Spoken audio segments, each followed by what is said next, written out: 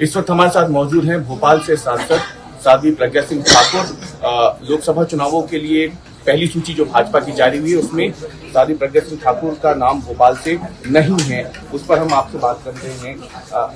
क्या लगता है आपको, क्या वजह है आपका नाम लोकसभा की जो सूची आई रही है, भोपाल से आलोक शर्मा को टिकट मिल गया है? वजह नहीं होती, संगठन का निर्णय सर्वोपरि होता है। भारतीय जनता पार्टी संगठन एक अपने सिद्धांतों पर चलने वाला संगठन है और हमारे यहाँ संगठन ही महत्वपूर्ण होता है। संगठन का जो निर्णय है, हमें बिना कुछ भी क्या, क्यों, कैसे, किस लिए किए हुए वह निर्णय सहज स्वीकार्य होता है और वह है आलोक शर्मा जी यहाँ से टिकट पाए हैं, उनको टिकट प्राप्त हुआ है। लोगों की अपेक्षाएं रहेंगी और उसको निश्चित रूप से सभी मिलकर के पूरा करेंगे और वो अच्छे से काम करेंगे, अच्छे से विजयी हों। ये हमारी शुभकामनाओं के साथ आशीर्वाद भी है कि भोपाल के लिए सब लोग मिलकर के काम करेंगे, संगठन के लिए मिलकर के काम करके उनको हम सब विजयी बनाएंगे। इस बार 400 पार, बारंबार मोदी सरकार। पिछली बार 2019 में जब आपको टिकट मिला था तब आपके सामने दिग्विजय सिंह थे। उस वक्त एक माहौल ऐसा बन गया था कि दिग्विजय सिंह को हराना ही भाजपा का एक संघ का लक्ष्य है, इसलिए साध्वी प्रज्ञा सिंह ठाकुर को सामने दिया, आपने हरा भी दिया, भारी मतों से उनको हराया। अब अचानक से 5 साल बाद ऐसा क्या हो गया कि आपको टिकट नहीं दिया गया? भाजपा, संघ यानी आरएसएस जो आपने कहा, अन्य इन सब का इतना बड़ा लक्ष्य, इतना बड़ा व्यक्ति नहीं है दिग्विजय सिंह कि उसके लिए सबको इतना सोचना पड़े। उसके लिए जिसने कभी राजनीतिक आकांक्षा ही नहीं रखी, एक व्यक्ति को खड़ा कर दिया, उसका पाप बोलता है। उसने भगवा को आतंकवाद कहा, उसने हिंदुत्व को आतंकवाद कहा और ऐसी कांग्रेस के व्यक्ति, उनके लिए वो बड़े होंगे।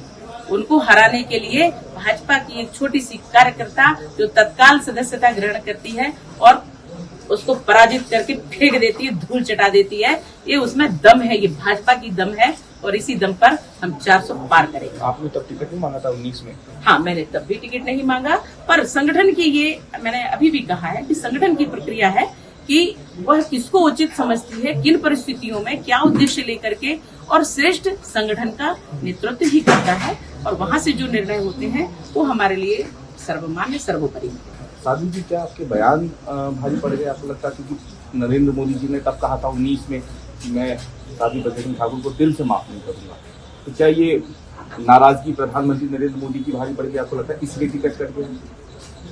आपको मीडिया वालों को विवादित बयान, साध्वी जी के विवादित बयान, साध्वी प्रज्ञा सिंह के विवादित बयान, मैंने एक आकलन किया, मैंने पाया कि मैंने कभी कोई विवादित बयान नहीं दिया। जो कहा सत्य कहा।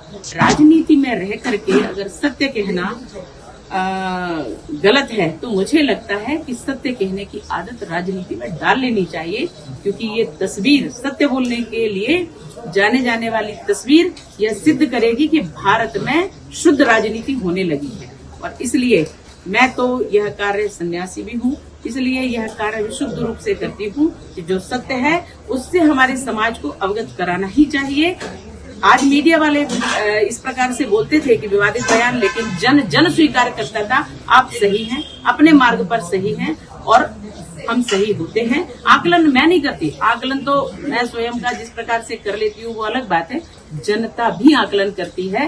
और जनता में सिर्फ मीडिया वाले यहाँ गलत थे कि उन्होंने विवादित बयान अपनी टीआरपी बढ़ाने के लिए किया, परंतु सच यह है कि हमारी जनता जो आकलन करती है उसने हमेशा कहा कि आप सत्य हैं, आपने सच बोला। इतनी हिम्मत कोई नहीं करता राजनीति में आके। लेकिन जो आपका कहना है, जो ये सत्य के कुछ लोगों को चुनाव पार्टी में, वो विरोधियों के लिए ये एक हथियार का काम करता है जो हमारी पार्टी को के ऊपर घात करने लगे।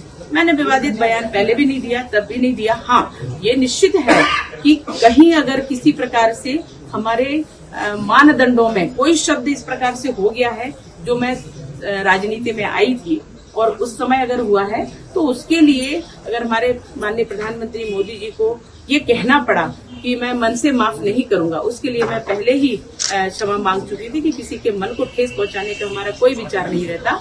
पर अगर माननीय प्रधानमंत्री माननीय मोदी जी को ये कहना पड़ा कि मैं मन से माफ नहीं करूंगा, तो निश्चित रूप से उनके मन को कष्ट हुआ था। तो मैं उसके लिए भी यही कहूंगी कि मेरा कोई भाव नहीं था इस प्रकार का कि मैं उनके मन को कष्ट पहुंचाऊं, और मैंने फिर कभी नहीं पहुंचाया। पर मैंने ऐसा कोई शब्द नहीं भी कहा था, परंतु कांग्रेस ने जिस प्रकार से माननीय प्रधानमंत्री मोदी जी को गालियां दे करके और जिस प्रकार से आंदोलन करवा के षड्यंत्रकारी लोगों को इकट्ठा करवा के जिस प्रकार से माननीय प्रधानमंत्री मोदी जी की मर्यादा भंग की, प्रधानमंत्री पद की मर्यादा भंग की, ऐसा कभी भी भाजपा ने नहीं किया। ये मर्यादा कांग्रेस ने तोड़ी है। गाली देने की मर्यादा, पद की मान और सम्मान न करते हुए उनकी मर्यादा को तोड़ना, ये हमेशा कांग्रेस का काम रहा है। भारतीय जनता पार्टी का हर एक कार्यकर्ता अपने लिए, अपने संगठन के लिए समर्पित होता है। आपने कहा आप सत्य बोलती थी, लोगों को कुछ को बुरा लगता था, विरोधियों को बुरा लगता था। क्या अब जब सांसद बुरा नहीं लगता था, ये उनका राजनीतिक स्टंट होता है। स्टंट था, तो ये सत्य जो है आगे भी आपका अनवरत जारी रहेगा? आपके बयान जो है ऐसे भी आगे भी आएंगे सत्य को लेकर के जो आप बात कर रही हैं?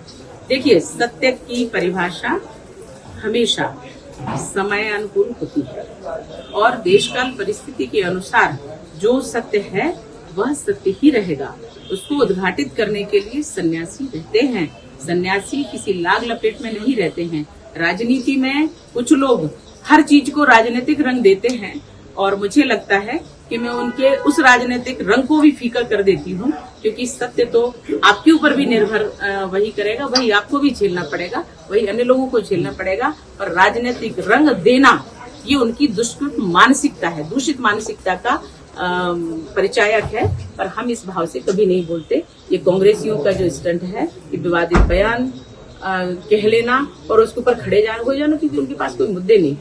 और भारतीय जनता पार्टी ने उनको समाप्त करने का जो बीड़ा उठाया है वह समाप्त लगभग हो चुका है। एक सवाल बस कि क्या आलोक शर्मा को इस सन्यासी का आशीर्वाद मिलेगा लोकसभा चुनाव में? अगर वो मदद मांगेंगे प्रचार के लिए, आप जाएंगे उनके लिए, या कहीं और भी? क्योंकि आपकी मांग पिछले चुनाव में भी बहुत ज्यादा थी, स्टार कैंपेनर के तौर पर कई जगहों से आपको बुलाया गया था।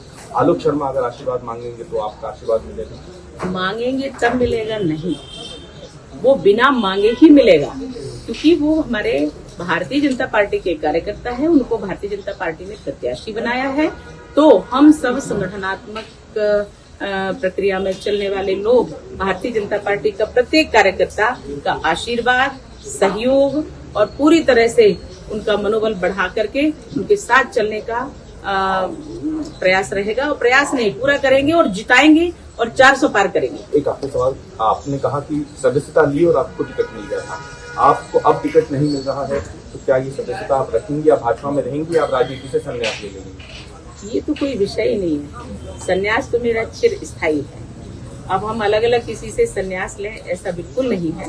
भारतीय जनता पार्टी के सिद्धांत, भारतीय जनता पार्टी की कार्यपद्धति, भारतीय जनता पार्टी की विचारधारा से मैं सहमत हूँ, इसलिए मैंने भारतीय जनता पार्टी की सदस्यता ली थी। नहीं तो मैं मना भी कर सकती थी। पर जहाँ धर्म और अधर्म की लड़ाई होती है, मेरा पक्ष धर्म का था। मैंने कहा था कि मैं विजयी होंगी और मैं अपार मतों से, जनता ने इतना स्नेह और साथ दिया, अपार मत दिए और हम उस मत के साथ संसद में पहुंचे थे।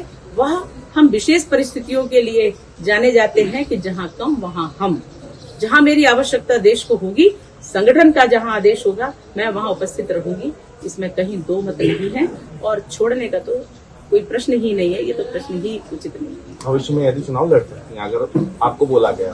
देश की परिस्थितियां, देश की जहाँ जैसी आवश्यकता पड़ेगी, मेरा समर्पण देश के लिए है। जहाँ जैसी जो आवश्यकता जिस क्षेत्र में पड़ेगी, मैं तैयार हूँ। बहुत धन्यवाद से बात करेंगे। ये थी भोपाल सांसद साध्वी प्रज्ञा सिंह ठाकुर।